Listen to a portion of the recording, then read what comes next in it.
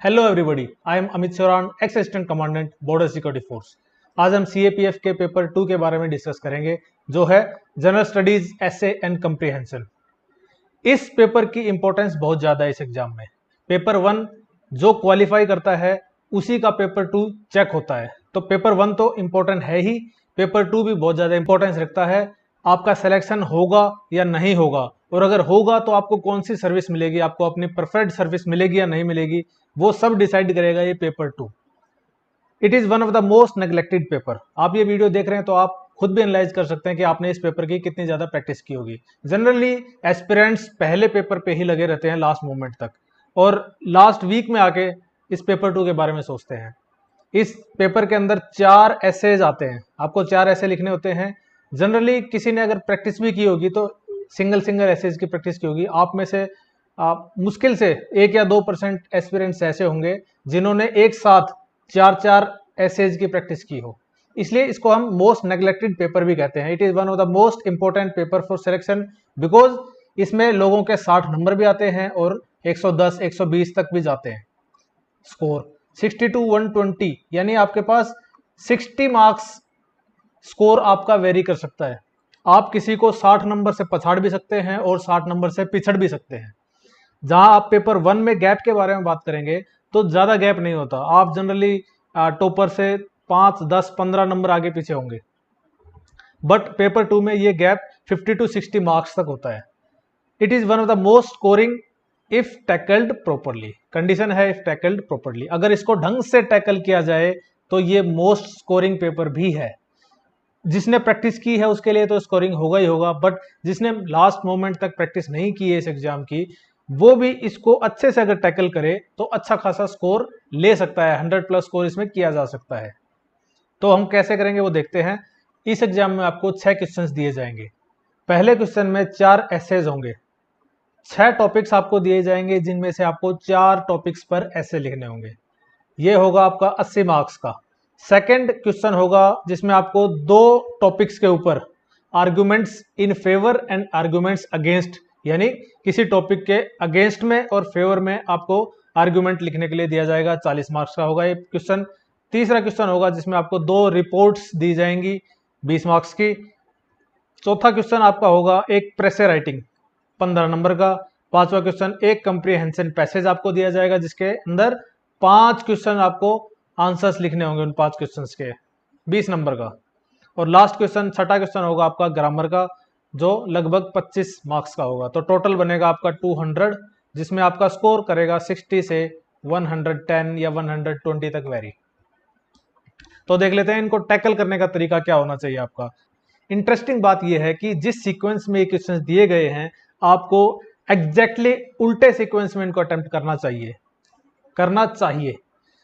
Most of the aspirants यही गलती करते हैं कि वो एसे से क्वेश्चन पेपर को लिखना शुरू कर देते हैं, और 4 एसेज को परफेक्ट लिखने के चक्कर में बाकी के आगे के जो 5 क्वेश्चन हैं उनकी ऐसी तैसी कर देते हैं, जो कि बहुत बड़ा डिजास्टर है।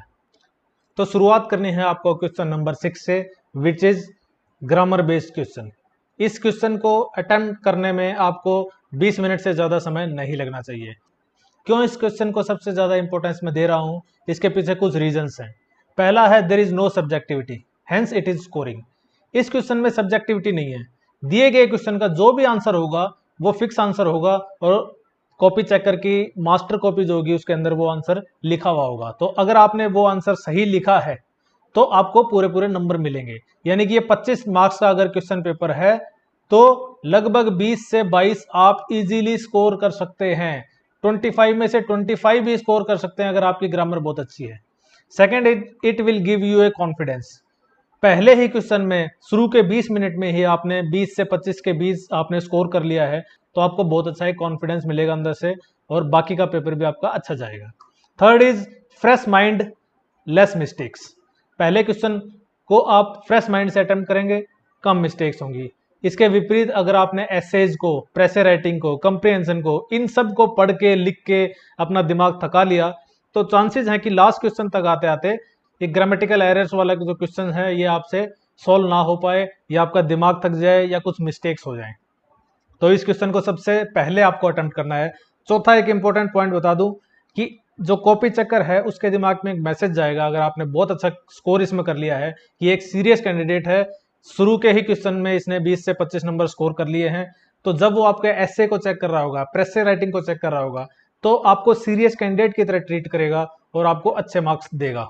क्योंकि एसे में सब्जेक्टिविटी होती है, सेम पर्सन को सेम एसे 10 मिनट बाद दे दो, हो सकता है वो 20 में से पहले बार में आपको 12 नंबर दे, हो सकता है 10 मिनट बाद सेम कॉपी उसको दोबारा दे दो तो वो उसको 10 नंबर भी दे सकता है। यानी 10 से 12 से 14 के बीच में वो बार बार उसी इन्विजिलेटर के उसी कॉपी के ऊपर वेरी कर सकते हैं। तो ये एक सब्जेक्टिविटी होती है, लेकिन आपने अगर मैसेज उसके दिमाग में छोड़ दिया है कि आप एक सीरियस कैंडिडेट हो, तो वो बहुत अच्छा आपको स्कोर देने वाला है एसेज में। Next question number 5, passage followed by 5 questions. इसमें भी आपको 20 मिनट से ज्यादा समय नहीं लगना चाहिए। ये टाइम लिमिट का आपको ध्यान रखना होगा, वॉल क्लॉक के ऊपर आपकी नजर रहनी चाहिए। 20 marks 20 minute. Read questions first, सबसे पहले आपको क्वेश्चंस रीड करने हैं। बहुत ही बेसिक से सिंपल से क्वेश्चन दिए जाते हैं, जिनको आप पढ़ोगे उसके बाद पैसेज पढ़ोगे तो आपको पैसेज पढ़ते समय ये आइडिया रहेगा कि इस क्वेश्चंस का आंसर आपको यहाँ पे मिल रहा है। वरना आप पहले अगर पैसेज पढ़ने लग गए तो हो सकता है आपका माइंड भी थक जाए और हो सकता है आपको दोबारा भी वो पैसेज दोबारा पढ़ना पड़े इन क्वेश्चंस को रीड करने के बाद। तो सबसे पहले आप क्वेश्चंस रीड कीजिए और उसके बाद उस पैसेज को रीड कीजिए उन क्वेश्चंस को दिमाग में रखते हुए। तो अगला स्टेप जो आपका होगा वो अगले 5 मिनट में उस पैसेज को फटाफट पढ़ने का होगा। 2 बार पढ़ सकते हैं तो 2 बार पढ़ सकते हैं 5 मिनट के अंदर, लेकिन 5 मिनट से ज्यादा समय आप नहीं लेंगे। और उसके बाद आप नीट एंड क्लीन हैंडराइटिंग में उस क्वेश्चन को अटेम्प्ट करेंगे, क्योंकि पहला क्वेश्चन आपने ग्रामर का अटेम्प्ट किया है। सेकंड क्वेश्चन, ये पहला ऐसा क्वेश्चन आपका आने वाला है जिसमें आप अपनी लेखन शैली दिखाने वाले हैं, जिसमें आप अपनी हैंडराइटिंग दिखाने वाले हैं। क्योंकि फर्स्ट क्वेश्चन ग्रामर वाले में आपकी हैंडराइटिंग उतनी मैटर नहीं करेगी, क्योंकि वहां पे आंसर्स बहुत ही सटीक होते हैं। अगर आपने वो लिखा है, कैसी भी हैंडराइटिंग में लिखा है, आपको मार्क्स मिल जाएगा। यहाँ पर आपको नीट एंड क्लीन हैंडराइटिंग में पहला आंसर देना है, वो ये होगा पैसेज वाला आंसर। 5 क्वेश्चंस बहुत ही 2-2 3-3 लाइन में इनके आंसर्स होंगे, वो आप आराम से लिख सकते हैं साफ सुथरी हैंडराइटिंग के अंदर। Third, pressure writing, question number 4 होगा। पीछे से हम उल्टे चल रहे हैं। प्रेशर राइटिंग ये भी आपको 20 मिनट में लिखना होगा। पहले ही स्टेप आप ये करेंगे कि फटाफट 2-3 बार इस पैसेज को पढ़ें और इसका थीम प्राप्त करने की कोशिश करें। इस पैसेज का एक जिस्ट निकलेगा, वो आपको पता चल जाना चाहिए 2-3 बार पढ़ने के बाद। सेकंड स्टेप आपको करना होगा, इसको 1/3 वर्ड्स में समराइज करना है रफ स्पेस में। आपको एक फिक्स पेपर दिया जाएगा, उसमें आपको नहीं लिखना है पहली बार में आप रफ स्पेस में लिखिए। उसके बाद उस रफ स्पेस में आपने जो काम किया है, जो सेंटेंस लिखे हैं, उनको बेटर सेंटेंसेस में कन्वर्ट करने की कोशिश कीजिए। कुछ लंबे वर्ड होंगे, उनको 1 वर्ड सब्सटीट्यूट आप यूज करेंगे अपना, जो आपने जो पढ़ा है, replace with 1 words for sentences. मान लो कोई एक पैसेज दिया है जिसके अंदर बोला गया है कि यहाँ पे राजा को मारा गया है ना, the king was killed last year, तो आप किंग वाज किल्ड की जगह रेजिसाइड वर्ड भी यूज कर सकते हैं। आपने 1 वर्ड सब्स्टिट्यूशन में पढ़े होंगे, तो ऐसे वर्ड्स आप ढूंढने की कोशिश कीजिए सेंटेंसेस के अंदर कि आप कुछ रिप्लेस कर सकते हैं क्या। जब आप रिप्लेस करेंगे तो एक तो पर्पज ही प्रेसे का ये होता है कि आप उसको शॉर्ट लिख सकते हैं क्या, तो आपकी एबिलिटी चेक होती है। सेकंड, आप 1/3 वर्ड्स में उसको लिखने में कामयाब हो जाएंगे। Next, need not express the idea in serial order. जिस ऑर्डर में पैसेज दिया गया है, जरूरी नहीं है कि सेम ही ऑर्डर में आप प्रेसे भी लिखेंगे। आप जब पैसेज पढ़ेंगे तो आपको आइडिया लग जाएगा कि इस पैसेज का थीम क्या है। हो सकता है वो थीम पहले पैराग्राफ में ना निकल के आ रहा हो सकता है वो थीम सेकंड पैराग्राफ में निकल के आ रहा हो। तो आप जब प्रेसे लिखेंगे, उसका 1/3 समरी लिखेंगे, तो आप उस थीम से ही डायरेक्ट शुरू कीजिए। इसके लिए आपको थोड़ी सी प्रैक्टिस भी करनी पड़ेगी। आप 1-2 प्रेसे राइटिंग लिख सकते हैं, अरिहंत की बुक आती है, उससे आप देख भी सकते हैं कुछ प्रेसे, ठीक है। Next, do not add anything which is not given. Paragraph में ऐसी चीज जो नहीं दी गई है वो आपके प्रेसे में नहीं आनी चाहिए। कुछ भी ऐसे पॉइंट्स आप इंक्लूड नहीं करेंगे जो कि ओरिजिनल पैसेज में नहीं थे। Next is use simple vocab. बहुत ही सिंपल और सरल टाइप के सेंटेंसेस आपको यूज करने हैं। वोकैब भी बहुत आपके सिंपल रहनी चाहिए। कॉपी चेक करने वाले का आपको दिमाग खराब नहीं करना है। आप उनको अपनी राइटिंग स्टाइल से तो इंप्रेस करने की कोशिश कर सकते हो, वो अलाउड होगा, बट आप अगर बेफालतू की वोकैब इसमें ऐड करोगे, शशि थरूर टाइप वोकैब इसमें ऐड करोगे, तो अगले का दिमाग खराब होगा, कहीं ना कहीं आपको पेनलाइज कर सकता है। तो you have to keep the invigilator very happy. आप उसको खुश रखें, अच्छे नंबर देगा, आप भी खुश रहेंगे। Question 3, report writing. दो रिपोर्ट राइटिंग आपको लिखने को दी जाएंगी। दो इंसिडेंट आपको बोले जाएंगे, जैसे पिछले बार आया था कि बंगाल में पॉलिटिकल वायलेंस। तो एक सिंपल सी आपको रिपोर्ट राइटिंग लिखनी है, उसका एक फॉर्मेट होता है, करेक्ट फॉर्मेट आप देखिए गूगल पे आपको मिल जाएगा, बेसिक बुक्स में आपको मिल जाएगा, अरिहंत वाली बुक में भी मिल जाएगा, डिस्क्रिप्टिव इंग्लिश की जो बुक है अरिहंत की उसमें भी मिल जाएगा आपको। तो एक बेसिक फॉर्मेट जो होता है उस फॉर्मेट को जरूर ध्यान में रखिए, क्योंकि आपका इस एग्जाम में फॉर्मेट बेस्ड क्वेश्चन सिर्फ यही है, रिपोर्ट राइटिंग वाला, क्योंकि इसमें कोई लेटर नहीं पूछा जा रहा आपसे, ना ही कुछ और आपको ऐसी चीज पूछी जा रही है जिसमें आपको फॉर्मेट पूछा जाए। तो फॉर्मेट बेस्ड क्वेश्चन सिर्फ यही है, इसलिए इसमें आपको फॉर्मेट का खास ध्यान रखना पड़ेगा। Mention only objective facts, note subjectivity.